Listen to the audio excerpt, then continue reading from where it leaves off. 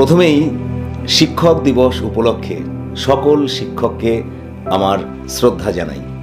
তবে আজ আমি বিশেষ ধরনের সেই শিক্ষকদের কথা আপনাদেরকে বলবো যারা চক ডাস্টার নিয়ে ক্লাসরুমে যান না, ক্লাসে বইও পড়ান না, তেমনি বইয়ের পড়াও জিজ্ঞাসা করেন না।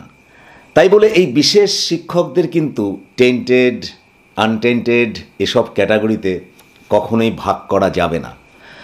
আসলে এই শিক্ষক দিবসে আমি যাদের কথা বলতে চাইছি তারা সব কিছুর ঊর্ধ্বে। আমার, আপনার, সবার ক্ষেত্রে সর্বত্র তাদের উপস্থিতি। এই টিচারদের নিয়েই আমি একটা ইউনিক টার্ম ভেবেছি। আমি এদের নাম দিতে চাই ইউনিভার্সাল টিচার বা চিরকালীন শিক্ষক। এরা অদৃশ্য, ইনভিজিবল। তা আজকের এই শিক্ষক দিবসে রক্তমাংসের শিক্ষকদের নিয়ে যেমন আলোচনা করা অত্যন্ত জরুরি, তেমনি এই ইনভিজিবল টিচারদের নিয়েও আলোচনা ভীষণ দরকার। অথচ এই ইনভিজিবল টিচারদের নিয়ে কোথাও তেমন আলোচনা শোনা যায় না। অগত্যা আমি আপনাদের ডিস্টার্ব করার জন্য হাজির। চলুন তাহলে প্রথমেই একটা গল্প দিয়ে শুরু করা যাক। আবেল নামে একটি যুবক ছিল। যুবকটি ছিল খুবই উচ্চাকাঙ্ক্ষী এবং উদ্ধত। সে নিজেকে সবচেয়ে শক্তিশালী এবং সবচেয়ে জ্ঞানী মনে করত। একদিন সে সিদ্ধান্ত নিল যে সে সবচেয়ে উঁচু পাহাড়ে উঠবে এবং প্রমাণ করবে যে সে অজেয়। যথারীতি আবেল তার যাত্রা শুরু করলো। প্রথম দিকে যা হয়, সে খুব দ্রুত গতিতে পাহাড়ে উঠতে থাকলো। কিন্তু যত সে উপরে ওঠে তত তার পথের বাধাগুলি তত কঠিন হতে শুরু করে। এবড়োখেবড়ো পথের উপর দিয়ে হাঁটা, সরু পথ পার হওয়া এবং খাড়া ঢালে খুব কষ্ট করে উপরে ওঠা, এরকম কঠিন কঠিন পরিস্থিতিতে সে বারবার বাধাপ্রাপ্ত হচ্ছিল। একসময় কি হলো, একটা বেশ বড়সড় পাথর তার পথের সামনে বাধা হয়ে দাঁড়ালো। পাথরটা বেশ বড়, ভারী। সে পাথরটা তার পথ আটকে দিয়েছে। সে অনেক শক্তি দিয়ে পাথরটিকে সরানোর চেষ্টা করলো, কিন্তু ব্যর্থ হলো। রাগে সে চিৎকার করে বলল, আমি কেন ব্যর্থ হচ্ছি? আমি তো সবচেয়ে শক্তিশালী। হঠাৎ তার চোখে পড়ল একটি ছোট্ট ঝর্ণা। সেটা পাহাড়ের গা বেয়ে নিচে নেমে আসছে। ঝর্ণাটি পাথরকে ধাক্কা মারছিল না, বরং তার পাশ দিয়ে বাঁক নিয়ে সে শান্তভাবে নিচে প্রবাহিত হচ্ছিল। আবেল লক্ষ্য করল পাথরটা বিশালাকার হলেও সেটা কিন্তু ঝর্ণাকে আটকাতে পারেনি। আবেল উপলব্ধি করল নমনীয়তা এবং ধৈর্য, এই দুই দিয়ে কঠিনতম বাধাকেও অতিক্রম করা সম্ভব। অবশেষে সে নিজেকে ঝর্ণার মতো পরিবর্তন করে পাথরের পাশ দিয়ে ধীরে ধীরে পাহাড়ের উপর উঠতে থাকলো। আবেল যখন শেষ পর্যন্ত পাহাড়ের চূড়ায় পৌঁছালো, তখন সে আর আগের মতো উদ্ধত ছিল না। সে বুঝতে পেরেছিল যে সে পাহাড়কে জয় করেনি, বরং পাহাড়ই তাকে শিখিয়েছে কিভাবে নিজেকে জয় করতে হয়। আপনারা নিশ্চয়ই বুঝতে পেরেছেন যে এই গল্পটি আসলে আমাদেরকে বলে দেয় যে প্রকৃতি, নেচার আমাদের আশেপাশে, আমাদের চারপাশে এক বিশাল শিক্ষকের মতো বসে আছে। আমাদের কাজ খুবই সামান্য। আমাদের শুধু চোখ খোলা রাখতে হবে আর হৃদয়কে উন্মুক্ত করতে হবে, আর প্রকৃতির দেওয়া শিক্ষাগুলিকে গ্রহণ করতে হবে। বিশিষ্ট ব্যক্তিরা বলেন যে প্রকৃতি হলো আমাদের ন্যাচারাল টিচার, স্বাভাবিক শিক্ষক।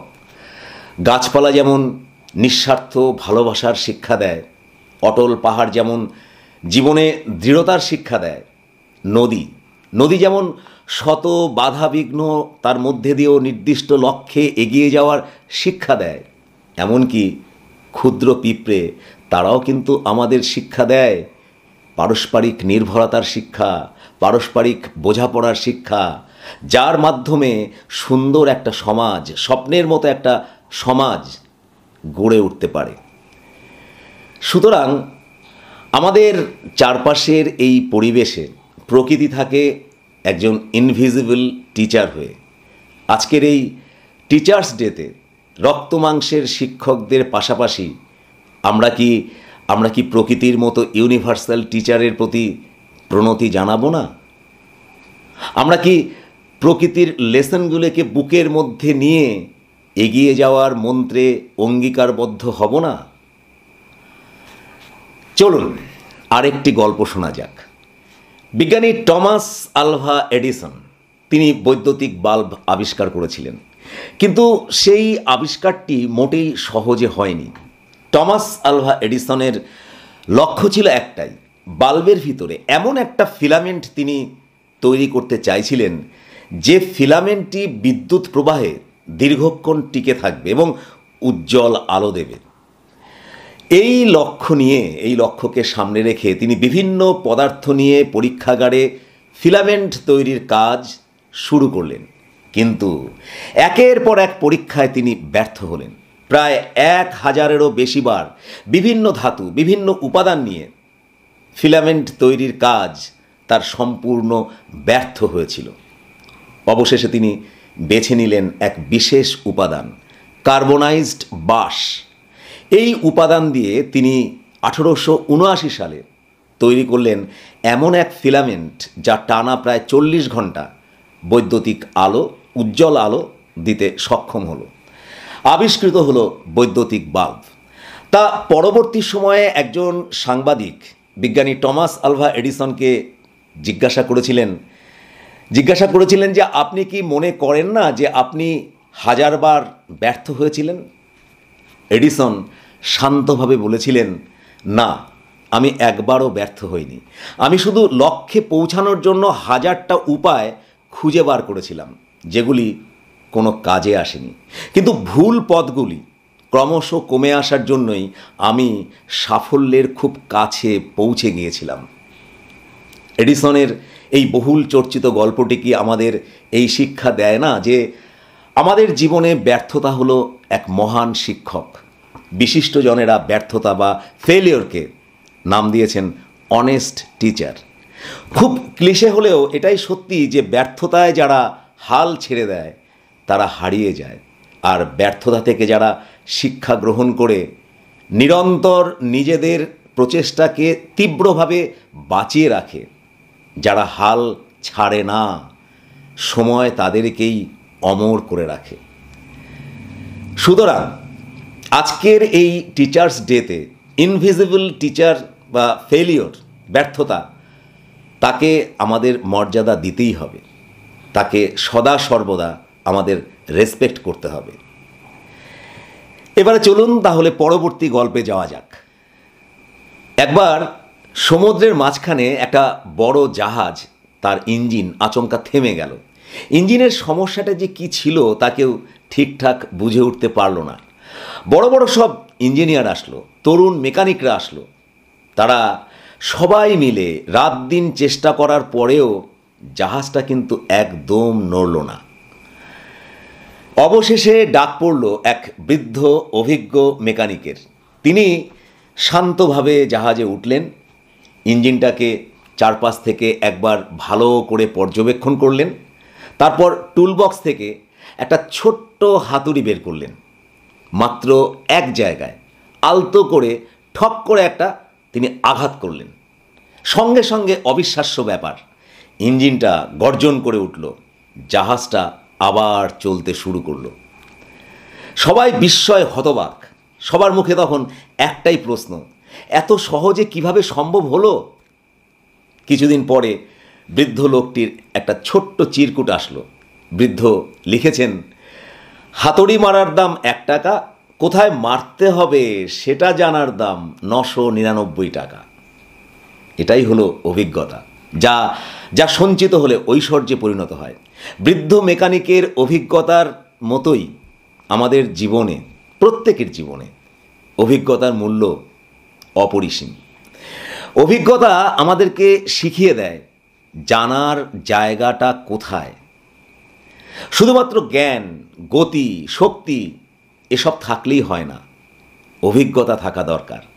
অভিজ্ঞতা আমাদেরকে বলে দেয় কখন, কোথায়, কিভাবে কাজ করতে হবে। আমাদের প্রত্যেকের জীবনে অভিজ্ঞতাই হলো অন্যতম সেরা ইনভিজিবল টিচার। বিশিষ্টজনেরা এই টিচারের নামকরণ করেছেন পার্সোনাল টিচার। এবারে শেষ করার কথায় আসি। আমাদের জীবনে ইনভিজিবল টিচারের সংখ্যা অনেক। যেমন ধরুন mistake, personal teacher; pain, powerful teacher; patience, wise teacher; loneliness, silent teacher; dream, vision teacher; history, reminder teacher; time, strict teacher, ইত্যাদি ইত্যাদি। এখানে মনে রাখা দরকার যে এদের মধ্যে টাইম হলো কিন্তু অন্যতম সেরা ইউনিভার্সাল টিচার। কেননা টাইম, সময় কখনো কাউকে রেয়াত করে না, সে কারো জন্যে অপেক্ষা করে না। সময় সবসময় বড় কঠিন, তাই তো তাকে বলা হয় স্ট্রিক্ট টিচার, কঠোর শিক্ষক। আমাদের জীবন প্রতি মুহূর্তে ক্ষয়ে যাচ্ছে, প্রতিটি মুহূর্ত এজন্য অমূল্য। সময় আমাদের এই শিক্ষায় দেয়, অর্থাৎ অ্যাজ অ্যান ইনভিজিবল টিচার সময় আমাদের সঠিক সময়ে কাজ শেষ করার তাগিদ তৈরি করে আমাদের জীবনকে অর্থপূর্ণ করে, সার্থক করে গড়ে তোলে। শিক্ষক দিবস উপলক্ষে ইনভিজিবল টিচারদের নিয়ে এই আলোচনা, এর মধ্যে হয়তো নতুনত্ব কিছুই নেই, কিন্তু এই আলোচনা আমার মতে প্রাসঙ্গিক এবং জরুরি। আজ এই পর্যন্ত, দেখা হবে এইরকমই নতুন কোনো নলেজেবল ভিডিওতে। ভালো থাকুন, নমস্কার।